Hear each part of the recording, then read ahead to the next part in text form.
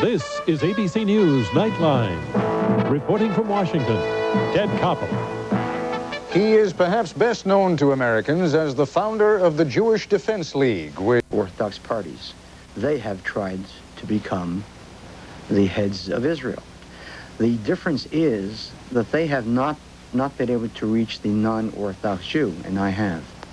You have reached them, Rabbi Kahana, by appealing to what one might describe as people's basest instincts. You do that deliberately, don't you? Now, I think that that's what you say. I have reached them because I have made a very clear statement that Zionism was created as a Jewish state, and a Jewish state means a state in which a majority shall always be Jewish. Yeah, but in and of itself, Rabbi Kahana, in and of itself, sir, that is not, excuse me, in and of itself, Rabbi Kahana, just one second. However, yeah, I'll tell you what, let me ask the question, Rabbi Kahana, and then I understand. No, but I have to answer your original question. Then let's make sure you understand the original question. All right, but I certainly do. I certainly do. And I don't appeal to anyone's basest instinct. What I say is that I appeal to their understanding that the state of Israel is faced with an internal threat, and that is the existence of Arabs inside Israel who don't want to see a Jewish state. Now, that's not a basest instinct, that's a survival instinct. Yes, and if that indeed, Rabbi Kahana, were, and it is at the essence of what you are saying in your campaigns and what you are preaching in your speeches, I don't deny that for a moment. It is the manner in which you say it. Fundamentally, what you say is not all that different from what many Israelis believe. It is a Zionist state. It was intended to be a Jewish state. But the way you say it is markedly different from the way that your political colleagues would state the same case. Mr. Koppel, that's not true. Not one of my colleagues has the courage to say, this is the problem, and the only answer is the transfer of Arabs out of Israel. Secondly, what do you expect me to do if I am banned officially by state radio and TV, and I can't appear on shows such as yours in which I can sit quietly and state what I do say? Is that a democracy? Has it ever occurred to you to wonder why you're banned? Yes, indeed. Why do you think? Because if I appear on Israel TV, as I am now, and present a reasoned view, then I'll have not only 10 seats in the next Knesset, but I'll have 20 seats. And Mr. Olmart's party, which was once a party of Mr. Begin, which once did the kinds of things that I say should be done, is terrified that I'll take voters from them. That's the reason. Let me suggest an alternative theory. If you were to put forward your ideas in the quiet, reasoned way in which you're doing them right now, you wouldn't stir up those youngsters the way you do. You wouldn't get the kinds of crowds you do at demonstrations. People might not pay attention to you. That's certainly not so. I would get twice the crowd, and furthermore, why don't you try I would it also then? reach, because I'm not allowed to appear on radio and TV. No. I mean, why don't you try it in public? Try what in public? Try the quiet. Try what in public? Try the quiet, reasoned approach in public. My dear Mr. Koppel, in Israel, at a public rally, nobody tries a quiet, reasoned approach. Everyone at rallies are not lectures. A rally is a place in which one does try to reach the crowd, and you reach a crowd, not a quiet lecture. But if I think that by trying the quiet, reasoned approach, if by using somewhat less incendiary language, Rabbi Kahana, you might have access then to Israeli radio and television, wouldn't that be worth the price for you? No, because I was banned from Israel radio and TV long before this year. So therefore, I think what has to be made clear is that Israel is not a state in which all views can be heard, whether quietly or not quietly. Israelis, especially those who are in power, fear my asking them the following question: do the Arabs of Israel have a right in a democracy to sit quietly, democratically, and have enough babies to be the majority? They're afraid for me to ask the question: Israel at this moment, without Kahana in power, has a law which allows only Jews to become a citizen just by asking for it, and which doesn't allow non-Jews to rent state land. Now, those aren't laws made by Kahana. Those are laws made by the original Labor Party 37 years ago. All right, let's take a break now. As correspondent Bob Zelnick noted earlier, more than half of Rabbi Kahana's new support in Israel comes from members of the conservative Likud party.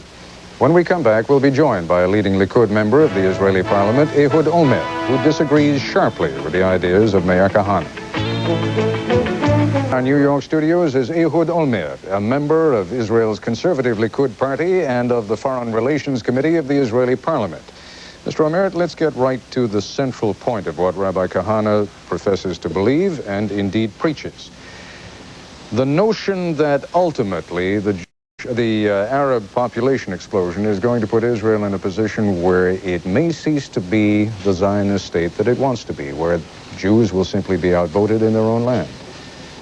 Well, this is entirely incorrect. First of all, the Arab inhabitants, resident citizens in Israel are only about 700,000 out of over 4 million people.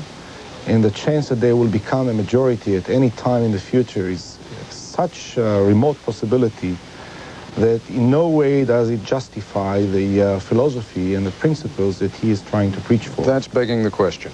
Let's assume for the sake of argument that in the next 10 or 20 years, instead of being 700,000, there are 1.5 million, 2 million. Enough that they would represent a considerable political force in Israel.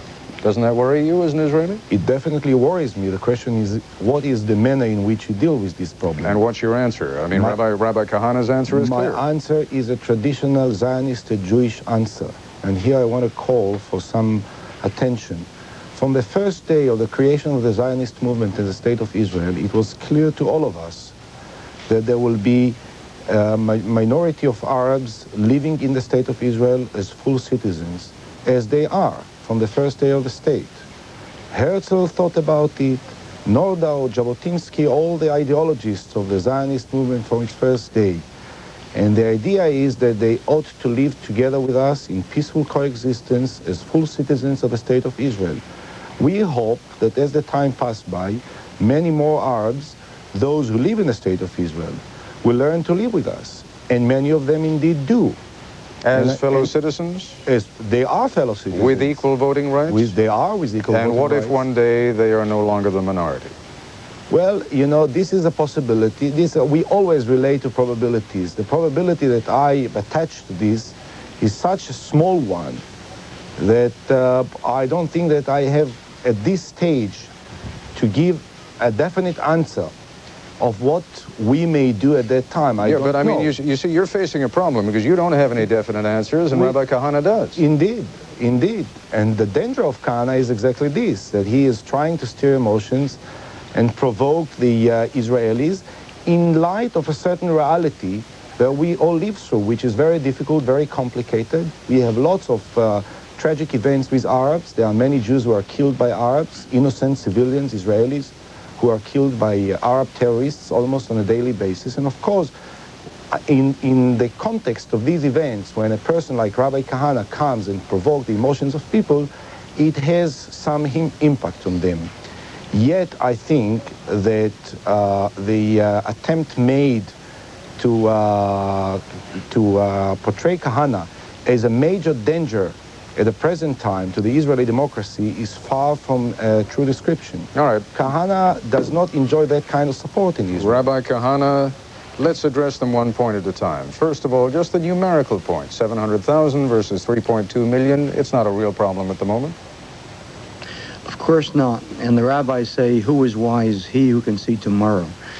The question is, how many will there be in 10 years? And they don't have to be a majority.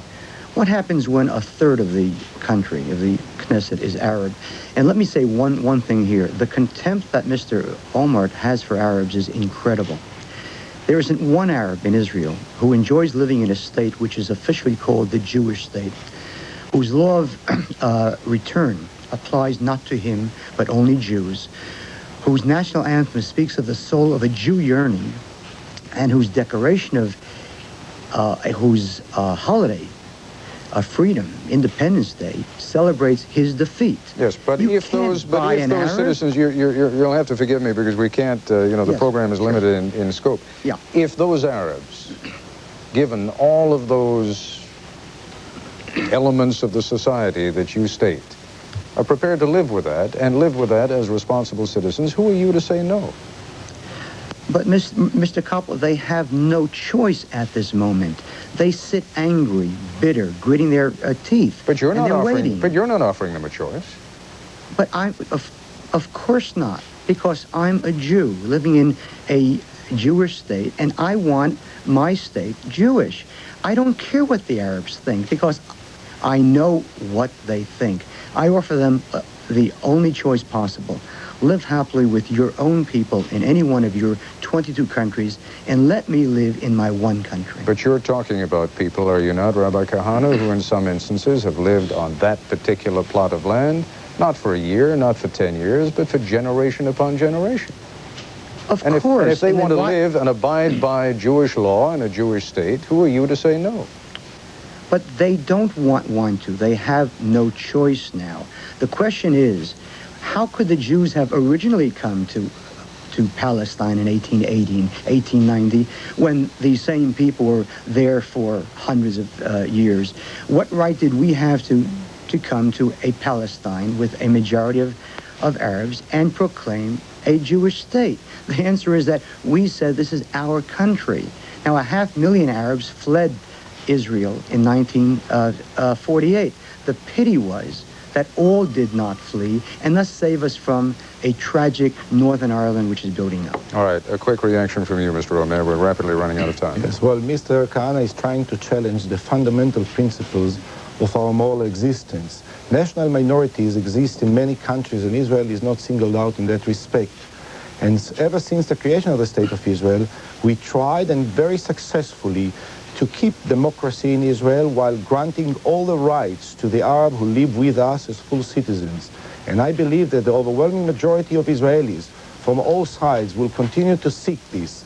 That is, to live with Arabs together, to find some kind of a peaceful coexistence with them, which may then influence also those Arabs who live outside of the State of Israel. All right, Rabbi Kahana, you had the first word. I'm afraid Mr. Olmert is going to have the last word because we're out of time. But I thank you very much for joining us, and Mr. Olmert, I thank you.